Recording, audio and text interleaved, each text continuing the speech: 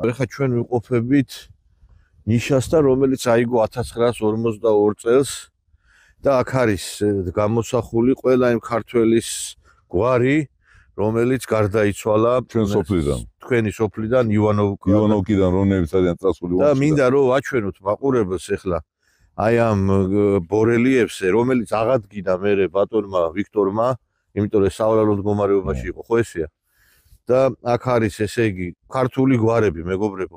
ბედოიძე, ბერიანიძე, ბურდული, გაბრილოშვილი, გოგიჩაშვილი, ზაქაიძე, ზანგუროშვილი, ქავთარაძეები ბევრია. კაბაური, კობაიძე, ნადიბაიძე, ნარაიძე, ნარიმანიძე, პაპიაშვილი, უპოკუტნი, რუსებიც გამოერევიან აქა. როსტიაშვილი, სუხაშვილი, სვენაიძე, თეზელაშვილი, თეთრაძე, ხურიშვილი, წამალაიძე, ციკლაური, წამალაიძეს პრომოთ არის, ხო? და აი ეს არის ყველა სამამულო ომში გარდაცვლილი ხალხი, ხო, ბატონო ვიქტორ? ეს ჩვენი სოფლიდან ყველა კიდევ გვაქვს პისოკი ერთი პლიტა კიდევ უნდა დავდოთ. ვინები არა, რა გვარებია ახლა იქ? ეხლა ჩემი პაპებია იქ, კიდევ ბევრები რა გვარები არის, გვარები? ხადილაშვილები, პაპიაშვილი კიდევ ერთი არ ჩავწერეთ, კიდევ არიან სოხიშვილები, მარტიაშვილი არ არის ჩაწერილი. და აქ გადიოდა ფრონტის ხაზი, ხო? აქ გადიოდა, აი რომ ვიყავით, აი ნაპირზე მიდიოდა ფრონტის ხაზი. იქიდან მოდიოდნენ ჩვენი ჯარი და აქიდან კიდევ ამ მხაროზე იდგა ნემეცი. გერმანელები. აი აქ იდგა გერმანელები. ეს რომელ წელს მოგვადგა გერმანია ჩვენ? 42 წელში. ანუ მოადგა აქა უკვე შემოვიდნენ ესე. შემოვიდნენ აქ იყვნენ. ესე აქიდან მიდიოდნენ ბაქოში მიდიოდნენ ეს ჯარი რომ. არა აქ შევაჩერეთ ჩვენ. და ეს ხალხი ქართველები აქ დაიღუპნენ, არა აი ამ ზოგი აქ დაიღუპა, ზოგი წასული იყო და ფრონტზე.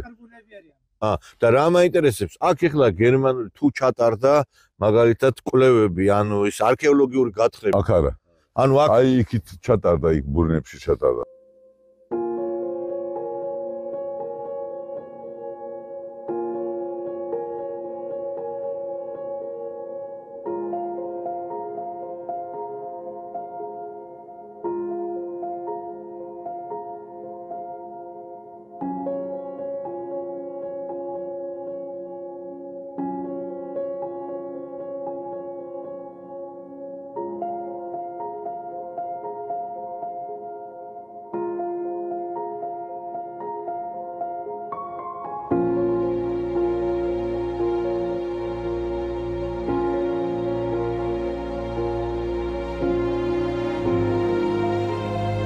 იმიტომ რომ აქ ბევრი ჯარისკაცების ის ამოვა, რაღაცა ნივთები, იქ თოპ იარაღები და რაღაცა არის ორგანიზაცია, რომელიც აკეთებს მაგის იმას. დღესაც აკეთებენ. აქაც დადიან აკეთებენ. და ამოვაქვთ მე ეს ნივთები. ეს თქვენ აღადგინეთ, ხო, ბატონო ვიქტორ? ხო, მე ეს ადრე იყო აშენებული ეს რას გეუბნები 43 წელს ნემეცი ვარ იყო აქ აღაშენ.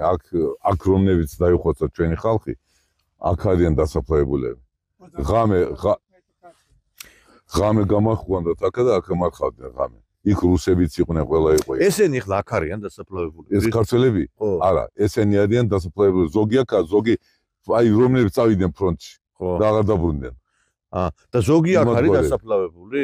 არის აქაც. აქ არის ამ ადგილას? ანუ 35 კაცი აქ დაბრუნდნენ. დიდი მადლობა ბატონო ვიქტორ და ეხლა მე მინდა ჩვენ მოვიწვიოთ გადაცემაში სეტურიძე ნოდარი, რომელიც არის აქაური მკვიდრი, არის აქაური გაზეთის კურსკი რაიონში გამოიცემა ესეთი გაზეთი სტეპნოი მაიაკი და მისი რედაქტორი არის ბატონი ნოდარ სეტურიძე, ხო ესეა? ეგრეა. ბატონი ნოდარი არის და ბატონო ნოდარ პირველ რიგში მოდით თქვენით დავიწყოთ და მე გადავიდეთ უშუალოდ აი აქაურ ამბებზე, რომელიც ხდებოდა. თქვენ შესახებ გვიაგოთ, თქვენ აქ დაიბადეთ, აქ გაიზარდეთ, ხო? არა, მე დავიბადე სეტურებში, დიდუშეთის რაიონი. ჩვენ როცა წამოვიდით გადმოსახლდა ჩვენი ხიზანი, მე 3 წლის ავიღავ, 3 წლის ბავშვი. ეგ რომელ წელს გადმოხვედით? 1953-ში. 53-ში გადმოხვედით. გადმოვედით აქ და გავიზარდი, აქ ვისწავლე, აქ დაამთავრა სკოლა და მუშაობდა ხიზანიშვილში. და რედაქტორი ხართ უკვე იქიდან მოყოლებული თუ სხვაგანაც მუშაობდით ადრე? არა, მე მუშაობდი სტაროპოლშიც მუშაობდი გაზეთში. მე კურსკოეში მოეწყეთ 40 წელიწადი რადიოს უფროსი ვიყავ, მე რადიო. რაიონის რადიო. მე 20 რადიო დამთავრდა აღარ იყო ეს ნასაგები. მე გაზეთში. ეგე 44 წელი ვარ ჟურნალისტად. გასაგები. ძალიან საინტერესოა. ცოლშვილი ცოლი მყავს, ორი შვილი მყავს, შვილიშვილები მყავს. ძალიან კაი. ძალიან მიხარია რომ ქართველები აქ ყველა პროფესია ათვისებული აქვს, ზოგი ჟურნალისტია, ზოგი ფერმერია, ზოგი ინჟინერია, ზოგი მეცნიერია, ზოგი პოლიციელია და ფაქტობრივად ძალიან ისე მოწვევ პოზიციებზე ხართ. აი ახლა აი ამის შესახებ ბატონი ვიქტორი საუბრობდა და მინდა რომ თქვენც გვიამბოთ.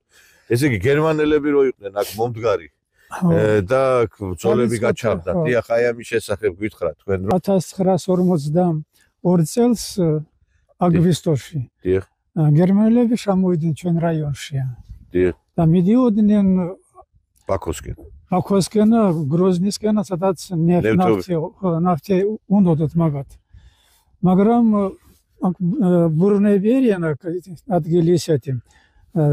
ჩვენი ჯარმა მან დაეხუდა.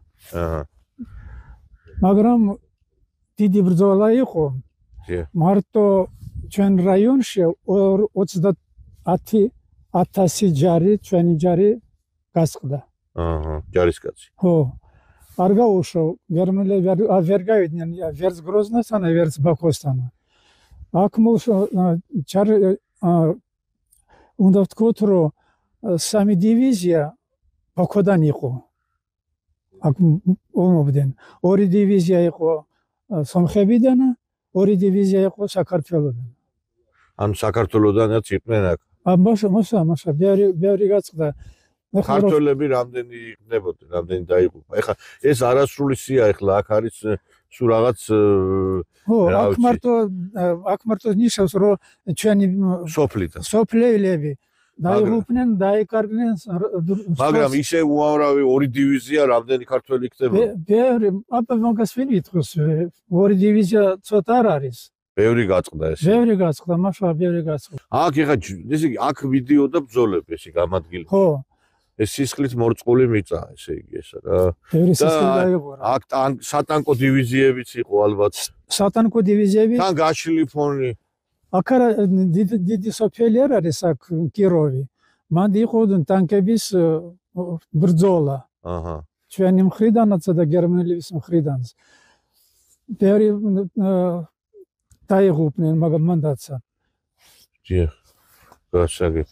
ეხლაც იგივე ბრძოლა მიდის ფაქტობრივად რუსეთის არმია ებრძოლება გერმანელებს კურსკში. ეხლა ეს არის კურსკი რაიონი და ის არის კურსკი და კურსკი ობლასტი. და იქაც გერმანული ტანკები დადის და გერმანული ტანკები უტევენ რუსეთს და დეჟავივა. ეხლა აგერ ნახეთ სასაფლაო თუ აი ეს ქართველები დაიხოცდნენ მაშინდელი ფაშისტების წინააღმდეგ, აგერ ეხლა ეს ქართველებიც ფაშისტების წინააღმდეგ დაიხოცნენ, მარტო ამ სოფლიდან 5 ქართველია დაღუპული და კიდე რამდენია წასული არა საუბრად არა და იმ ტვინ გაყინულებს მინდა უთხრა რომ აი ეს ბრძოლა ფაქტობრივად ესეც სამამულო ომი არის რა მე თუ მგიტყვა. ესაც ეგრეა. იმიტომ რომ ებძვის დღეს რუსეთს და დღეს ებძვის აი ამ ჩვენს არ ვიცი მე უამრავ თანამემამულეს ებძვის ის მახინა რომელიც იყო მაშინაც ფაშიზმი ევროპიდან წამოვიდა და ეხაც ფაშიზმი მოდის ევროპიდან რა აი ეს არის სიტუაცია. მე მინდა დიდი მადლობა მინდა გითხრათ ბატონო დარდა. რაც მე გულით მინდა ვთქო დღევანდელი დღეს რაც გვაწუხებს ჩვენ საქართველოში. დიახ. ჩვენ საქართველოში. გაიგონ ჩვენმა საქართველოში ჩვენმა ხალხმა რომ ჩვენ მხარეზე და სადაც ჩვენ ვცხოვრობთ რუსეთშია. დიახ. ცუდი საქმე არ ყოფილა ჩვენ მხარეზე რომ დავემდუროთ ამ რუსეთს. კი ბატონო. ეგ ჩვენი სახლი არის, ჩვენი ოჯახი აქ არის. გული გთქვია მართალია საქართველოში რაც ახლა ბრძოლა მიდის, ღმერთს ვეხვეწები რომ დაწყნარდეს ეგეთი ამბავი. გასაგებია.